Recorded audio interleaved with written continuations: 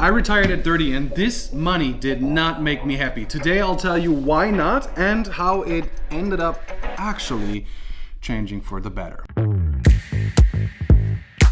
Okay, let me explain. See, I started my first business when I was 21. That was about 15 years ago. I sold a business when I was in the end of my 20s. Ever since I started my first business, I realized I wanted to have more and more and more money. I wanted to be more famous back then, like all the things that young people want, right? At some point, I realized I wanted to have that money so I have as much freedom and security as possible and I can retire. So when I turned 30, the business that I had at that time, I kinda quit it. Like I didn't stop the business, I handed it over to the team and they took care of everything. And then I was retired essentially. But it came with so many downsides and I really came to hate it at some point. But why was that? We're gonna talk about why I hate it, then we're gonna talk about why I loved it, and then we're gonna talk about something that changed drastically since then. Oh, and by the way, it's really important you stick around for the second half of the video because I'm gonna talk to Laura. She's gonna share all the dirty secrets that we had of our roughest time as a couple because I retired early. That was horrible.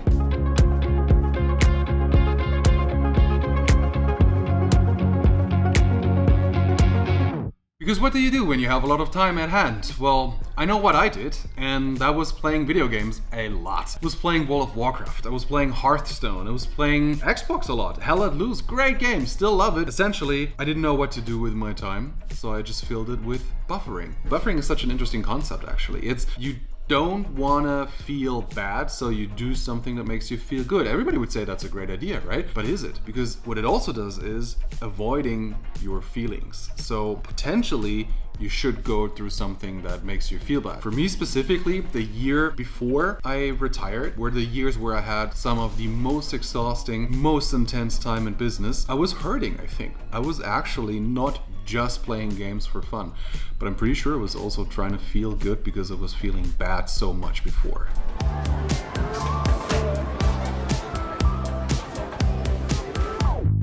I'm a very fun-driven person, you know? I like having fun. My definition of fun is very intense, actually. Like, I like to go partying, I like to meet people, I like to play video games, but like binge play them. But I also like drinking. Like, not as in like an alcoholic would drink from morning to evening, but as an alcoholic that would drink like 4 times a week, 5 times a week, maybe 6 times a week in the evening, a cocktail, maybe 2 cocktails, 3 cocktails. Honestly, I would say I had a drinking problem. It didn't feel like a problem that I had to not feel sad or anything. It was much more of I just wanted to have more fun situation. Before I retired, when I was working a lot, that was also very fun, very intense. The life I had was very intense. I was working from morning to night. I was meeting people, I was traveling, and it was very much. It was a lot. It was very intense. And then when I retired, that just kind of went away. And all of a sudden there was this void where I was drinking alcohol because it was fun and intense and social, but then also where I was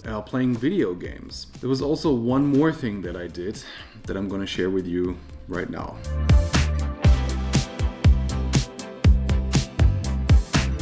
So here's the thing, you know, I ate a lot. When I had to decide between pasta and pizza, I would just go for both. Because why not? I can eat half a pasta and half a pizza and then just, I don't know, eat it tomorrow or something. In reality though, I ate like 3/4 of one and 3/4 of the other, and therefore I gained a lot of weight. So here I was, gaming, drinking, eating pizza a lot, no real purpose anymore. Honestly, it was not what I imagined. I feel like I can say I hated it. Because in the end, if we're being like realistic, what is life about? Life is about blowing up. No. Blooming up, growing, and having a good time, but not at the cost of your future self. So how do you have a good time and how do you have a balance in everything? One thing you need for all of this is a direction. One would say a purpose. And that's where it all changed for me. I had a good time numbing myself, eating pizza, playing video games, but I also didn't have a purpose. It was dull and empty, very unhealthy, and was not happy with the direction everything was heading towards. Also, let me tell you what I learned from it, what good things there were about retiring early with 30, because that was pretty cool and I learned a few really cool things. Let's talk about this real quick.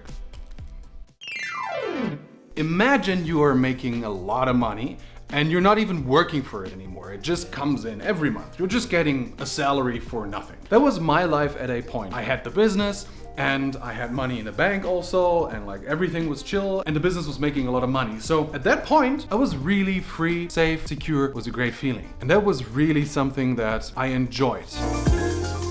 See, there's a great thing that happens when you have the money that you wanted. You realize you don't really want to have money so much. You want to have things that come with it. So it was good to have more. And actually, I still do want to have more. And I'm still working on making more. But I don't really care too much anymore about money, you know? The thing is that with money, once you have it, you don't really care for it so much more. At least that was with me. When I wanted it, when I needed it, it was the most important thing.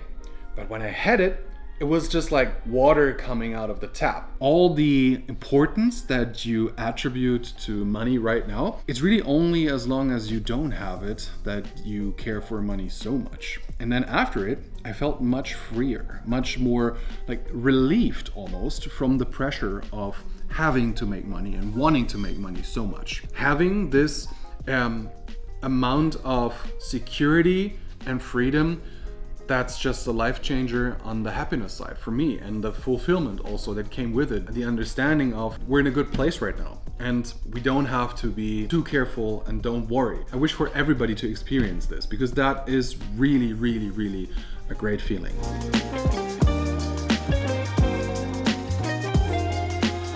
See, what I learned about people chasing money is that they chase it for themselves. They want to make money because they want to have more, they want to be important, they want to show off, they want to be a person of wealth, essentially. But many times that makes you very lonely. Well, at least it made me lonely. When I was chasing money, I remember that I would rather have it for myself than share it with anybody else. But having money allowed for it to change because now I didn't have to be super careful anymore. I live in Germany, and in Germany tipping is not as big as in the US, but I didn't really tip before I had money. Then once I had money, I started tipping, and generously so. Right now, I feel very confident about giving money to others. And that actually led me to some realization. What does all the money matter if you're alone? But since I have much more peace and confidence through the money, I can spend much more time with things and people and beings that I love and have community and share connection with them. That is something that I really enjoy.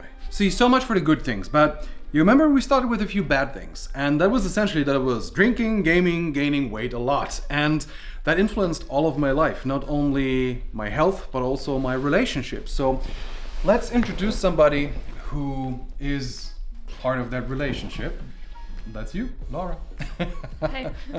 How did it make you feel when I gained a lot of weight? Angry, sad, frustrated, and disappointed.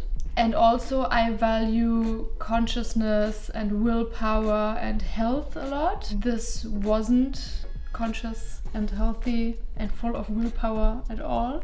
What did that do to our relationship? We were like more business partners. We were not so much a couple. We were both not happy with the situation, and we both agreed that this is not the relationship we want to like spend our life in. So at some point we actually decided that it can't go on like this anymore. So I changed back from being retired and lazy to giving myself a purpose. Everything changed. I bought my home gym again. I worked out all the time. I ate healthy. We did coaching together, right? We're both coaches, so that helped probably.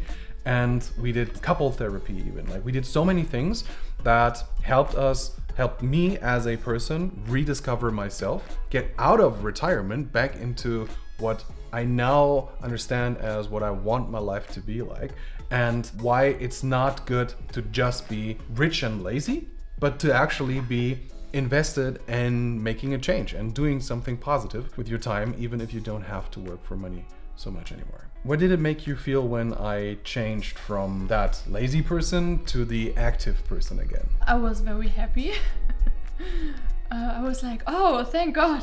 That's relieving. He's coming back. Like I was skeptical, but I really liked it. And for me, like this is when your whole like aesthetic also changed. Not only that you like went like to the gym, but also your clothing style changed, and also like inside your decision making changed and your habits changed, and all of this like made you more attractive. Since then, I lost about 40 kilograms. That should be something like 80 pounds. I consider us much more like a power couple right now because we're both working a lot. We're both very invested. We're doing sports. We're learning. We're growing. We have the future planned, literally on paper planned for a decade to come. It's so interesting because I do think that the only reason we were able to develop this strength was because of the downfall that I had after retiring early.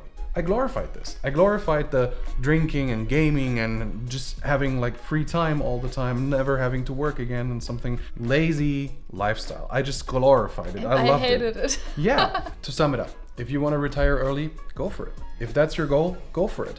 It's great. And it's something that I can absolutely recommend because the upsides, they're just really absolutely wonderful. The downsides are avoidable.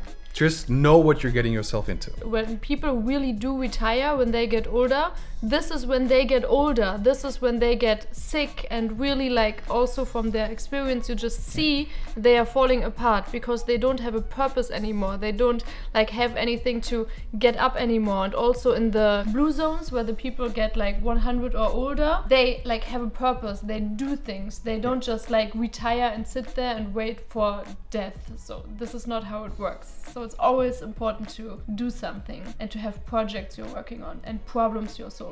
So here's what you want to do. You want to stop working for money as soon as possible. So that's essentially retiring. But then you want to use all that energy and invest it in something else. Either still work, but not for money, rather for the purpose. And you want to invest all your time and energy that's left, and you better have a lot left after working, into your family, into your connection, into your health, these other areas. I personally divide it with into 4, and that's body, mind, money, and love.